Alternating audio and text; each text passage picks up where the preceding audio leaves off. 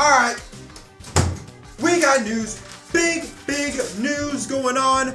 The teams have had a huge W. Let's talk about it. This looks really big, okay? This is my dad's suit, so yeah, it's really big. But welcome everyone back to episode of Inside Lines. My name is Jet. Hope we're having a wonderful day. Big news to talk about regarding NASCAR and the lawsuit. A huge win, huge dub for the teams. The judge just hours ago have granted that 2311 and Front Row can participate in the NASCAR Cup Series in 2025 as charter teams while they continue with the lawsuit. Denny Hamlin expressing his opinion on social media by just chanting yes, with followed up by a gif of The Pursuit of Happiness with Will Smith in the crowd just doing this and crying. And so yeah, obviously a lot of happiness and emotion and a lot of positive reaction from the NASCAR fan base on social media. Majority, not all, but majority of it. But we're going to go over why. Why did the judge grant permission for 2311 and Front Row to become charter teams while this lawsuit is going on when they were originally denied in the first lawsuit? So we have to go back to the reason why they were denied in the first place was because the judge stated, at least Judge Whitney stated, that they were showing speculative irreparable harm, that they needed foolproof, evidence, physical evidence that, hey, you not granted this could ruin our business. Well, 2311 and Front Row said, you want evidence? We're going to give it to you. And boy, there are some juicy stuff in this one. First off, Tyler Reddick. Tyler Reddick. We're going to talk about him a lot, but this is the first part of the whole filing that was filed out today, saying, quote, on November 18th, 2024, so this is last month, 2311 driver Tyler Reddick notified the team that it had breached his driver and personal services agreement, which requires 2311 to provide the race car prepared and entered by 2311 under a NASCAR Cup Series charter member agreement for Reddick to drive in all Cup Series events and had 30 days to cure the breach. That 30 days ended today, meaning that if the injunction was not granted today, then Tyler Reddick would immediately become a free agent and sign and look for other employment elsewhere. So that's why that they needed this injunction so badly. And that's why they needed it today, because if it had been tomorrow or whatever down the line, Tyler Reddick would be a free agent. Which is kind of interesting because if you look back as to the reason why that was put in place in the first place for Tyler Reddick's contract was because of what happened at RCR. When RCR, Reddick, Kyle Busch, that whole thing was happening when Reddick signed with 2311 in 2022 to enter what was originally supposed to be the 2024 season. RC didn't like how business went down, signed Kyle Busch, had him replace Reddick's ride, and they were originally maybe going to put Reddick in an unchartered third RCR car before 2311 swooped in and signed him a year early. So that is why Reddick had that clause in his contract that, hey, you have to give me a chartered car so that he doesn't get screwed over like what would have happened at RCR a couple of years ago. But this lawsuit would not affect just Tyler Reddick. It would also affect multiple drivers' contracts. Therefore, 2311 must cure the breach with a commitment to a chartered car by December 18th, 2024, or Reddick will no longer be contractually bound to the team. 2311's contract with driver Riley Herbst similarly requires that Herbst be provided with a chartered car, as does Front Row's contract with driver Noah Gragson.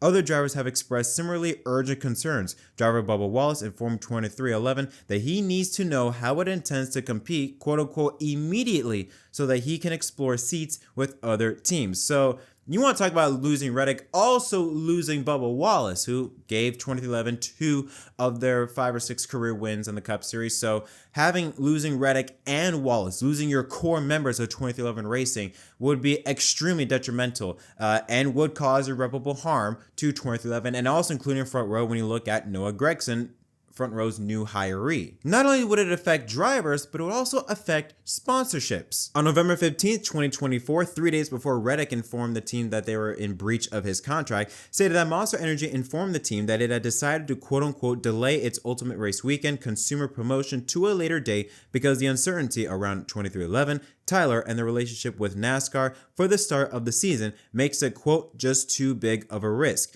Then 1 week later, on November 23rd, 2311 received another email from Monster Energy stating that it was reconsidering its entire relationship with the team, expressing concerns that without charter agreement rights, both 2311 cars could miss the Daytona 500 and that Reic would leave the team. But not only that, but also Front Row was also experiencing some sponsorship issues with their biggest sponsor, Love's Travel Stops, saying, quote, to the same effect, Front Row's largest sponsor, Love's Travel Stops, emailed the team on November 22nd, 2024, stating its concern about Front Row's, quote, ability to meet contractual obligations next season, given the, quote, the numerous uncertainties raised around not having a team charter as the 2025 season approaches. Then you throw in SHR's charter that both 2311 and Front Row wanted to acquire at least one of SHR's charters. Plaintiffs are still in the process of seeking NASCAR's approval for transactions to purchase charter agreements from SHR. Those transactions must close within 8 days of NASCAR's approval.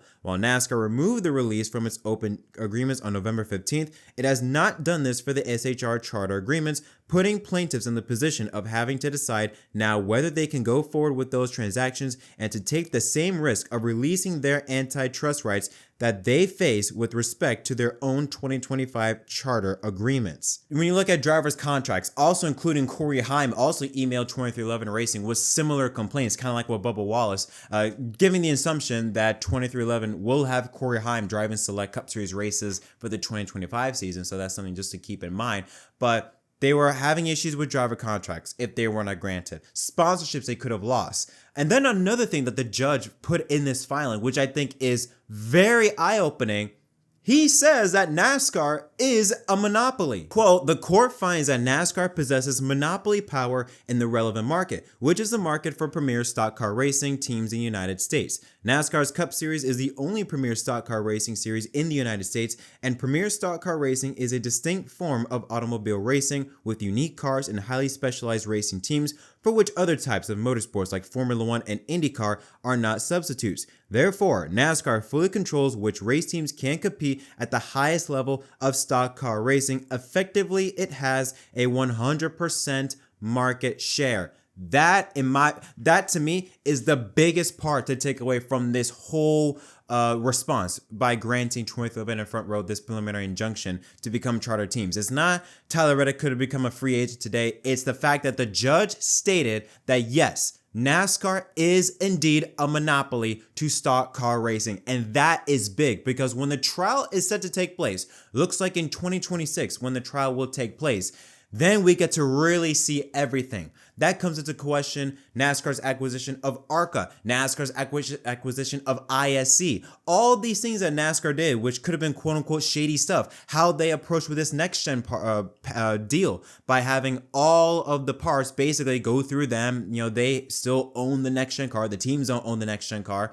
This is huge. And right now, this is going to be the beginning of, I believe, bombshell after bombshell, because with the judge stating that NASCAR is indeed a monopoly, that opens up a whole can of worms when you look at NASCAR's unique history of how they've slowly grown to become a quote-unquote monopoly to stock car racing. Slapshoes did a video talking about the whole charter thing going on, and one thing he mentioned, I believe near the end, was that this wasn't something that just came out of thin air. This was a slow, methodical, decade-long process of NASCAR getting to where they are, where they had such a control over everything. One thing that the judge stated was that he compared NASCAR's situation to that of the NCAA, and how the NCAA Division I was essentially the relevant market for elite college football and basketball, and how they had the power to restrain student athletes' compensation, you know, pay for what they do on the core and or on the gridiron, anyway, at any time without any meaningful risk. Basically, what they're saying is that what the judge was stating was that this needed to be granted because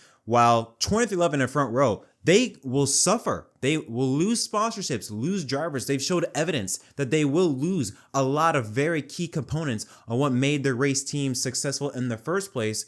While with NASCAR, nothing changes. Nothing changes. If the teams were to be granted, nothing changes with NASCAR. I mean, 36 charters, they're still going to have to do that for the 2025 season. So they're not changing how much you have to get the teams, really. They're changing nothing. With the teams, it only hurts the teams. It doesn't hurt NASCAR in any way, shape, or form. And that was another thing that the judge mentioned, was the fact that, listen, when this is going on, NASCAR is not going to be affected by this. The teams will if it doesn't get granted, but NASCAR won't be. So that's why the judge granted it. And that was in the balance of equities, to try and keep things the same for both parties. I mentioned the irreparable harm. That was one of the reasons, the big reason. And finally, at the last part of it, the judge mentioned public interest, that this is, granting 2011 and Front Row to be charter teams is good in the interest of the fans. And that is, I think, very important. 2011 Front Row, they are charter teams, look like to be 6 now. It looked like it will be 6 charter teams. They will be having 3 for each team now. There are tons of race fans, tons of 2011 race fans, tons of Front Row race fans, regardless of which driver you're a fan of, you supporting the team for that driver to do well. So it is in the best interest for the fan base to see 36 best charters teams, I should say, charter teams at the best of their abilities, as best as they possibly could be. It would not do any good justice for the fans' sake if you have 2 teams, or in this case, 6 teams, and essentially 2 organizations struggling just to stay afloat. That's not going to help the sport. More healthy teams, better for racing.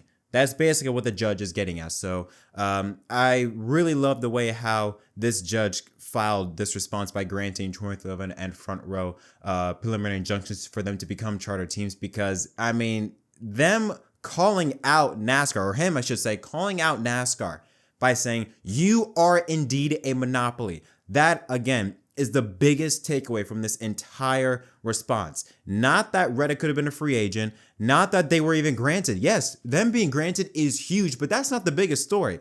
The biggest story is that the judge is acknowledging that NASCAR is a monopoly, and there will be a date, probably in 2026, before the 2026 season, where it looks like NASCAR maybe have to force their books to be open to a jury in front of people, in front of a court. This is a monumental win.